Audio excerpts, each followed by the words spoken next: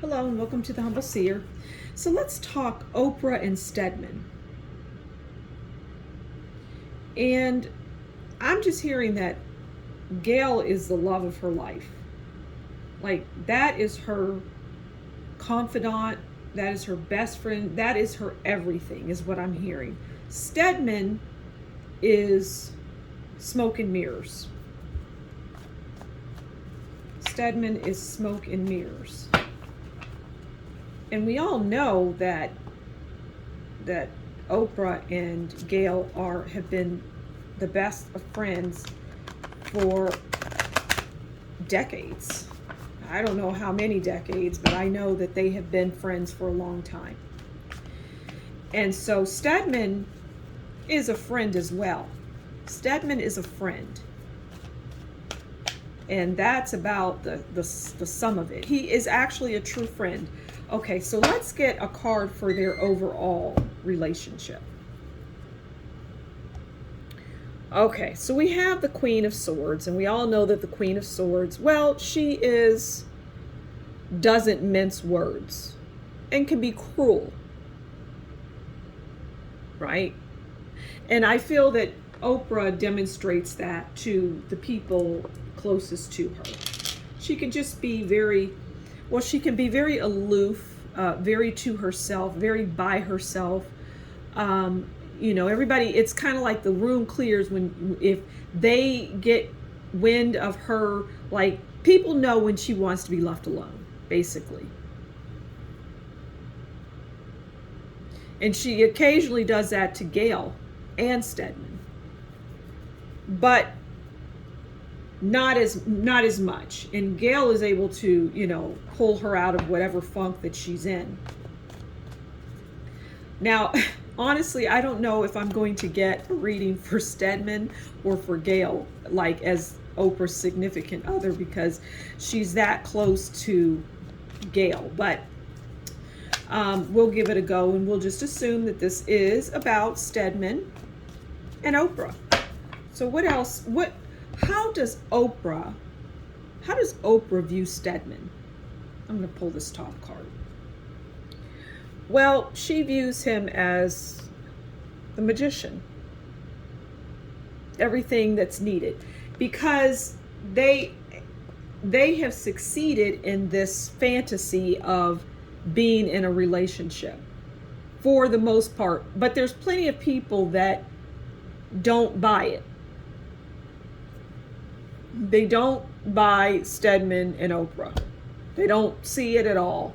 And the people that interact with them or are like in the same room, not someone that knows them well, but somebody that may be invited to a function and Oprah and Steadman are there.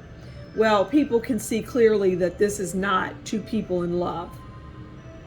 It's not based in reality. So the magician makes it happen, though. He won't let it fall apart. The magician isn't going to let that crumble.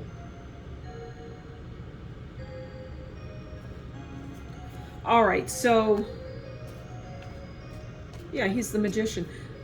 How does Steadman view Oprah?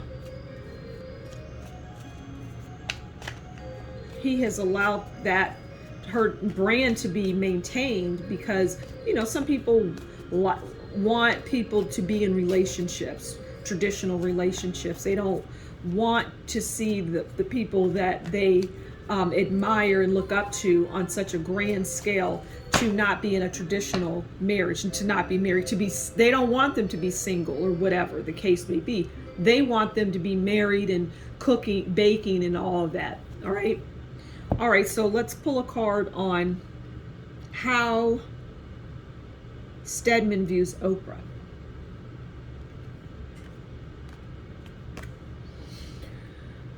Okay, so we have the Ten of Wands. And the Ten of Wands is stress, hard work, effort, massive undertaking, sacrifice for success. So he views her as, well, this facade that we have been putting up for years is work. I might go out with somebody else. People might see me out. There may be rumors, and I sometimes have to try to fix that. You know, it's that kind of thing that it's work. Being in a relationship is work. And aside from what the general public will see internally, like if they're in the room or in the house by themselves, you know, in behind closed doors, behind a gated fence where nobody can get in, it's still the Ten of Wands, which I spoke of earlier in this reading. It's the Ten of Wands. It's hard work. It's hard work. So, well, let's bring Gail into the picture, because, you know, they make no bones. Oprah makes no bones about the fact that that's her best friend. So how does Gail view Oprah? Let's ask that. How does Gail view Oprah, her best friend? I don't know if Gail has ever said that Oprah is her best friend, but I know that. Okay, well, Gail views Oprah as the high priestess, which makes sense, okay? Mystery, retreat. She views her as a mystery. Even though they have had this long friendship, I guess, you know, they call it, she is still an enigma to her. She's still a mystery to Gail, which is quite interesting. Like, she has secrets, lots of secrets that Gail is not privy to, that Oprah indulges in, that Oprah involves herself in, that Gail has no clue about. So how does Oprah view Gail? That bothers Gail too, by the way. How does Oprah view Gail?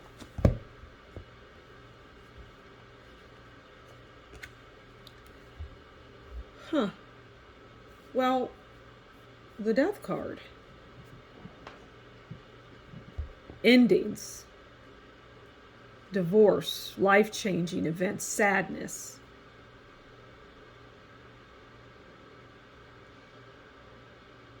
So she views her in this way.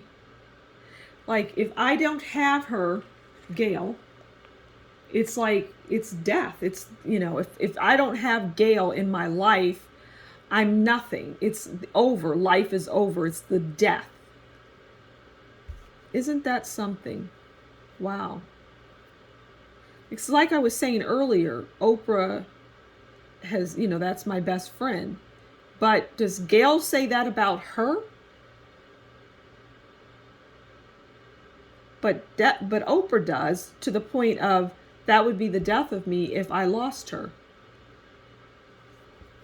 And there are times where she has, you know, Gail has walked out because Oprah can be a bit much to handle.